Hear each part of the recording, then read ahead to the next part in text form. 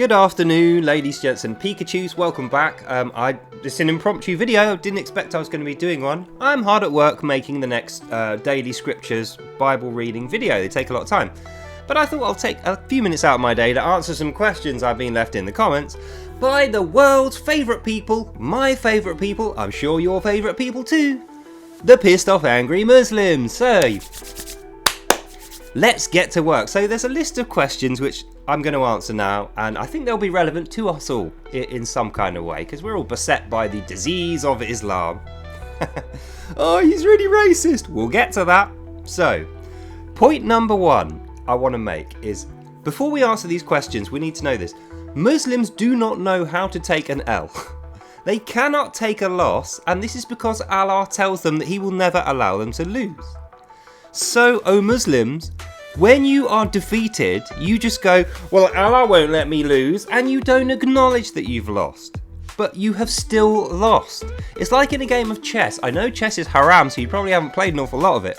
But in chess, if you're a good chess player, you know when you've lost the game quite early on, right? So you know you're not going to come back from this position. You're not technically losing because you're still playing the game. And you've got pieces left, so you can technically still win. But it's a loss.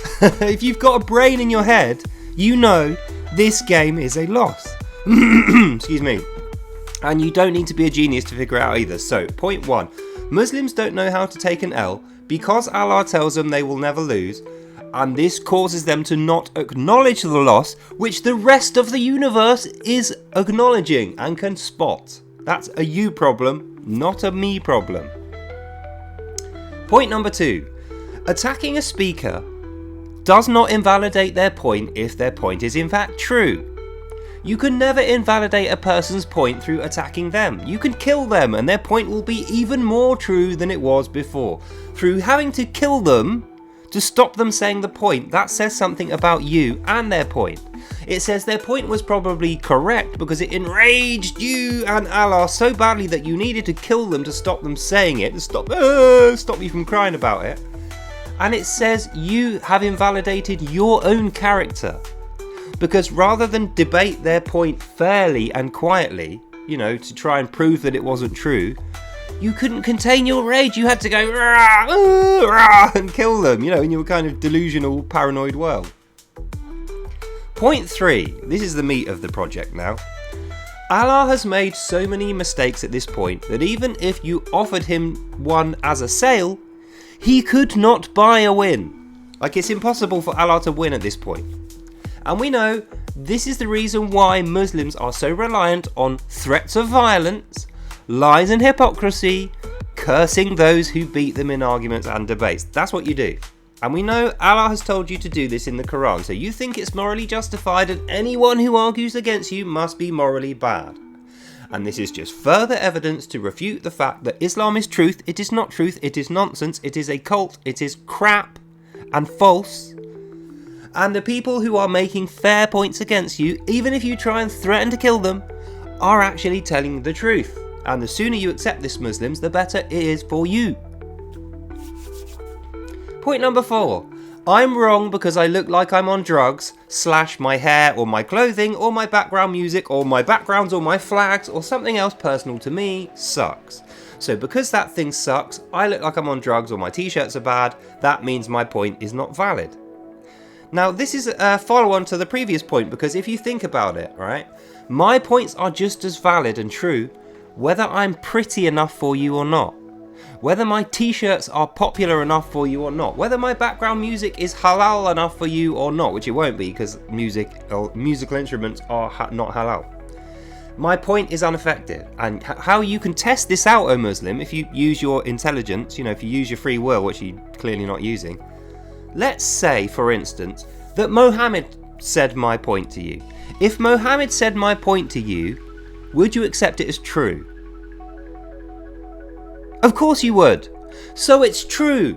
Because if somebody else who you respect and like and will listen to says it is convincing for you, then the problem you have is not with my point, but with the platform the point is coming from, me. And that means the point separated from me would be true. So you are wrong for not accepting that point, even though it's coming from me. Logic.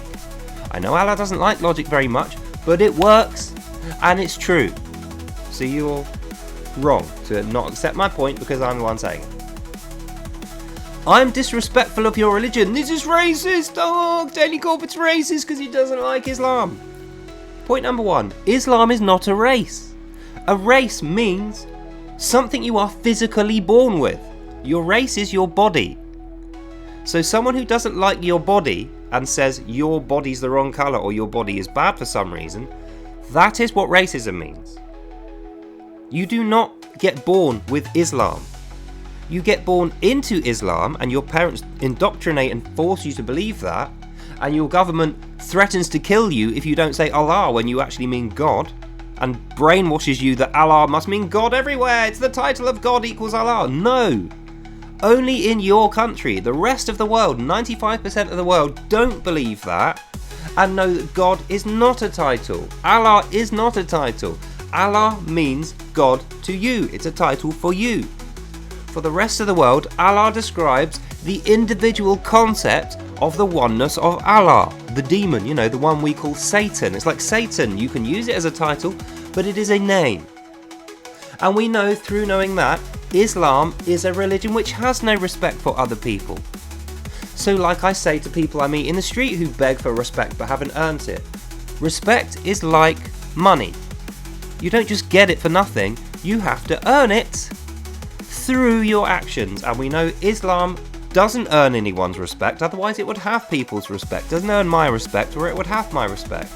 Islam is worthy of disrespect because it is a nonsense, evil doctrine that pushes these crap ideas and makes people talk nonsense like you Muslims have been doing to me, and look at the way you behave. I'd be embarrassed if I was you. I'd be ashamed of myself if I was you. I would never be a Muslim.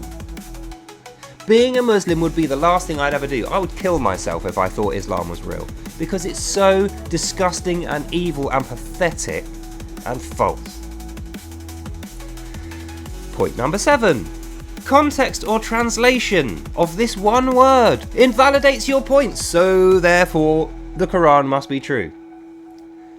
If all it takes for an argument to collapse is one wrong word, or one wrong word being translated into the wrong word, if that's all it takes for your argument to collapse, then your argument is not very good.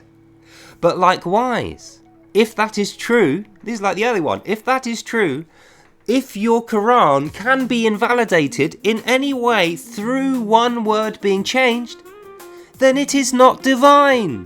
Do you see what I'm saying, guys? So your argument works against you. Okay, fine, my argument's not valid because if you change one word, it is no longer divine and true. I never said my argument was divine, I just said it was true. And yes, if you change one word, it is no longer true.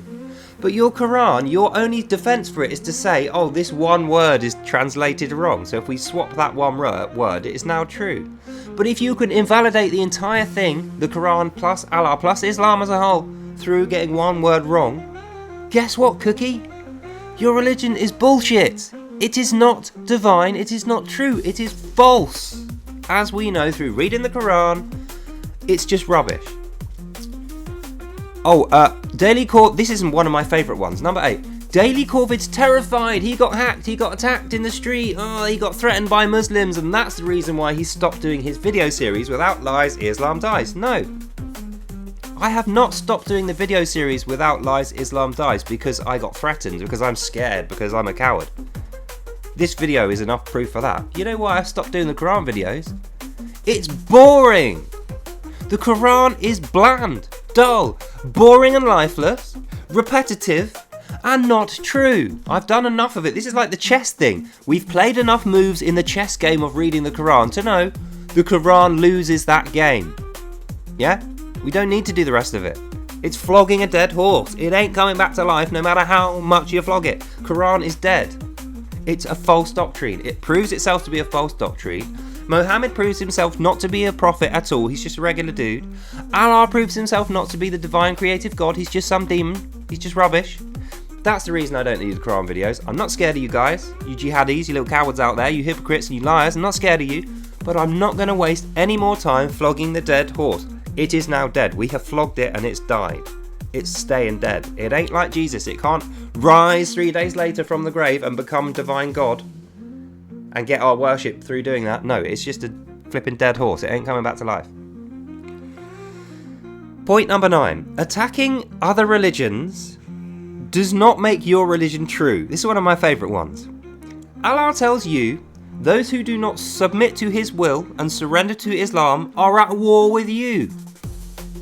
Which is another one of his lies. Allah doesn't get to say who's at war and who's not. I know he tells you he does. He doesn't. I am not at war with you. I've never even met you. I don't know who you are. I don't want to know who you are based on your comments. You sound like a bit of a prick. But anyway, I'm not at war with you even though you're a prick. Allah telling you that I'm at war with you to make you preemptively attack me, guess what, Cookie? That's you being at war with me. So Allah's description of me being at war with you is therefore false, and the biblical account of if you attack me then lie about it and try and accuse me with a false accusation, making you my enemy, is true. So you, through attacking me and lying about me because you listen to Allah, makes you my enemy is true. And if you are asked by other Muslims, am I your enemy because I'm an infidel? Guess what you're going to say? Because you'll be telling the truth to them. You'll be saying, I'm that guy's enemy. So this doctrine, the Holy Bible, is true. Whereas your one is demonstrably false.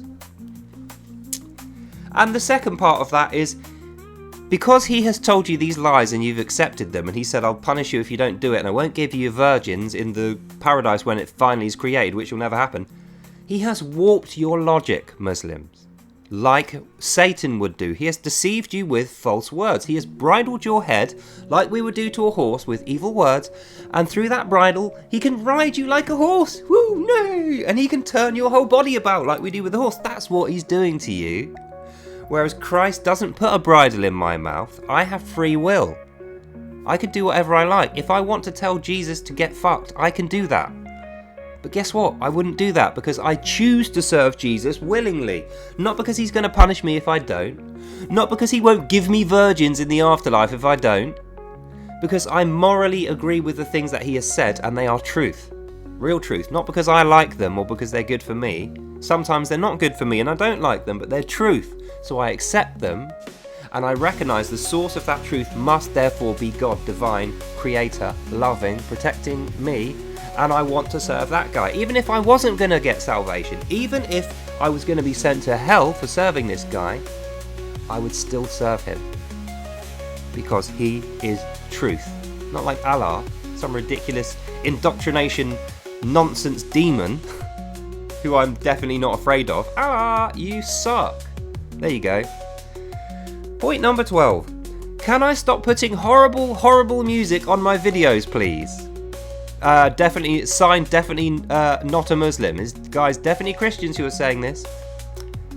The music is there to stop you stealing my content, Muslims, because I know it's haram to you. Musical instruments are not allowed in your ears by Allah. Bells particularly seem to be evil in the Islamic law. So I put music on my videos to make sure you can't clip them, because even though you might steal them for your hard drive and watch them in secret, because Allah's not going to know if you don't tell anyone, you can't make videos using my content because it's got the music on there and you will get in trouble. Bitch slapped by the imams. So I put them on there for you, so that you don't steal my content. And the other thing is, once again, because Allah has banned music, that's a you problem, not a me problem. I like music, all my viewers like music. We all agree between us, the music's good, music is nice as long as it's at a low level. It's fine, it adds to the production value. So guess what, Muslims? No! I'm keeping the music. Allah can keep you. And if you're happy to live like that, that's a you problem again, not a me problem. So we get to the second to last point. Mohammed is the final prophet, so therefore he is better than Jesus. Mohammed is not any kind of prophet. He's lower than a pig. There is no evidence that Mohammed ever prophesied anything. The stuff Mohammed prophesied was written about like 1,000 years previous to him even being alive, and most of which had already happened. So when he's writing his Quran, it's already happened. That's not a prophecy, that's just knowing something about history and then telling it to people who don't know anything about history. Again, lies, deceits, trying to manipulate you, O Muslim. He thought Allah was Satan when he first met him. This is in your hadiths. This is expressly written in your hadiths. Aisha saw it, the companions confirmed it. So it doesn't matter whether you like these hadiths and they're authentic, but you don't accept these hadiths, they're not authentic. You know, half your whole religion is not authentic. Fine. Whichever one you accept, both of them have this written in. When Allah came to Muhammad, the first time when he ever knew anything about Allah, before that he didn't know anything about Allah, he was just a caravan robber in the desert, didn't have a god. Allah came to him in a cave. What did Muhammad do? I'm terrified, it's Satan! Run away.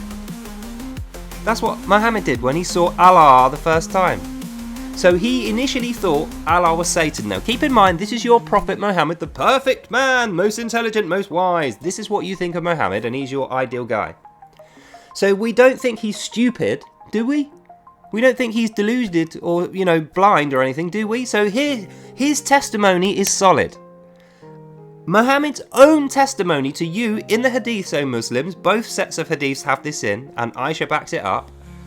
When Muhammad first saw Allah in that cave, he was terrified because he thought he was being beset by Satan, and he ran in terror. So his testimony is Allah is Satan at this point. He runs back to his wife. Oh, wife, I think I'm being bewitched. I think I'm being beset by demons. What shall I do? He cries and he whinges to his wife. And his wife goes, There, Mohammed, don't worry about it. I'm sure it wasn't Satan. I'm sure it was actually God. It was Allah. Don't worry about it. And he went, oh, yeah, okay, yeah, that's convinced me. I'm definitely convinced. Yep, it definitely wasn't Allah. It was Satan. But we know from our reading of Sharia, a woman's testimony is worth less than half of a man's. In fact, for her testimony to even add up to one testimony so that he can even consider it under Sharia, she needs another woman there saying the same thing that she's saying. So, does half of a woman, Muhammad's wife, overrule Muhammad? Because if Muhammad's testimony is true, and what he saw was true, i.e. he is true, and he prophesies that Allah is Satan, then guess what, guys? Islam is Satanism and Allah is Satan, like we've been trying to tell you. However, if Muhammad's testimony was invalid and he was actually wrong and Allah is not Satan, then he shouldn't have accepted his wife's testimony, because in Sharia, she's worth half of a man. So, which way do you want to play it, Muslims? You can either have option A, Allah is in fact Satan, Muhammad is in fact right, his testimony is in fact more than his wife's, and therefore Allah is Satan, Islam is Satanism, or option B, he was wrong, his testimony was wrong, he's kind of stupid, he was deluded, he didn't really see Satan, he thought Allah was Satan, whoa, big heresy, and he was overruled by half of a woman's testimony, one woman, his wife, in like 10 minutes. She didn't even have to argue with him, he just went, okay then. So you can't have your cake and eat it. Either Muhammad's an idiot, delusional and lies, and was so stupid that he saw the divine creative God, all merciful, all powerful, all knowing Allah, and thought it was Satan, and then was convinced by a woman on her own, i.e. he wasn't following Sharia, so he's a bad Muslim at that point. Or he was right, his wife was wrong, he should have killed her straight away under Sharia for lying against Allah, and Allah is Satan.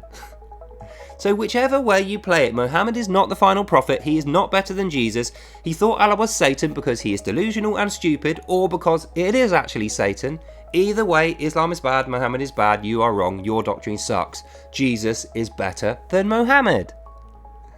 Just accept it. Take the L. And the final point.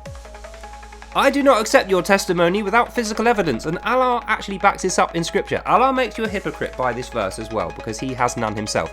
Allah says to you, never let anyone ask evidence of you. That's the way he sets this up, because he's not stupid, he knows. He doesn't have any flipping evidence either. So he says, never accept anyone asking evidence of you. Allah will not be tested. Allah's definitely true, he says so in his book, so it must be true. And you saw the holy signs, even though you never did. But you, when you're given a testimony of any other God, or any other divine thing, or any other miracle, you have to ask for physical evidence of this. So think about that. Allah is telling you, you're not allowed to see physical evidence of him. You're not even allowed to ask for any. And by the way, it's been seen before, so you don't have to worry about it. That's a lie. No one's seen any evidence of Allah. There is none. But if anyone else claims to have seen a miracle or Jesus or met God in any other way, you have to demand that they show evidence. So okay, let's be fair about this. Let's say everything with no evidence is now invalidated and false. The entire Quran is testimonies of Mohammed and his little friends, his companions, the prophets of Islam. There is no evidence for any of it. The Quran even says this. Allah is his own witness and Mohammed is the only witness that he needs. So if you don't accept testimonies on faith, guess what? You're an infidel because you can't accept your Quran. And then we know, in summary of this entire long video, Allah's a load of nonsense. The Quran is a load of nonsense. Mohammed is a stupid idiot and thought Allah was Satan and was probably right. But he let one woman convince him, so he's a bad Muslim because he didn't apply Sharia, but he's applying it to you, despite the fact that he's now dead. Paradise ain't never going to be created because you have to kill everybody, and that's never going to happen because the population of the world goes up every single year. No matter how many you weird jihadis manage to kill, you can't kill them quick enough. Population's going up, paradise is going down. It ain't never coming. Context or translation of single words does not invalidate points unless it invalidates your entire book. But as we've gone through, we don't even need to get that far. Your book invalidates your book. Muhammad invalidates Allah. You, through being a hypocrite, being misled by the lies of the Quran, invalidate your own point. I don't even need to work hard to do this. I'm allowed to disrespect Islam because it is not a race. It is a religion. It is a false religion. It is a disrespectful, warlike religion of lies. And that means when I say these things, even though they're disrespectful to you, because I am saying them in truth, not to disrespect you, that's just a side effect, I'm allowed to say them, and that means Islam is wrong, and I will call it wrong, and that's fine. Allah makes so many mistakes he cannot buy a win. Well, we've gone through the evidence for that, so that must be true, and it is true. And attacking a speaker does not invalidate their points. Like we said, if Mohammed was saying my point, would it still be false? No, it would be true, so therefore my point is true, and it's you that's false. And Muslims don't know how to take an L. Well, that's why this video has to end here, because regardless of the fact that I have demonstrably proven in all these points that Muslims are in fact wrong, that Islam is in fact false, that Allah is in fact Satan, that all the arguments we brought to me are completely nonsensical and wrong, and if Muhammad was making these points you'd be agreeing with them all, that is your problem. A you problem, not a me problem. Okay, so I know I'll never convince you because your problem is not me. Your problem is Allah, Muslims, Quran, false doctrine, hypocrisy and lies of you. That's a you problem. So you have to solve that. And that's the end of this video. So I hope you enjoyed that and you learned something. God bless you all. And I'll see you in the next one. Allahu Akbar!